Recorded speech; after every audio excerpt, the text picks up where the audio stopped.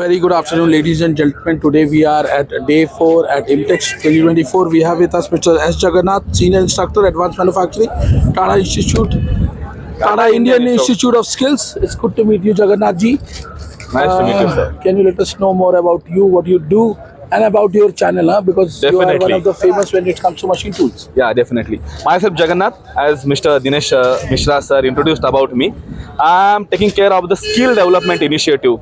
So I'm right now currently working with Tata Indian Institute of Skills.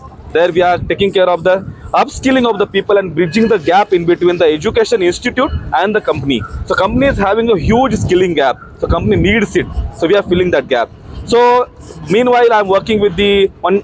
I'm having my own YouTube channel. There I'm giving the training on the Siemens, Fanuc, Mitsubishi, Haas, Hedden, all the type of controllers solutions I'm giving there. Even we are providing the interview question tip of the day for the those who wanted to enter in the manufacturing industry, especially into the machine tool industry. They should know what question may ask.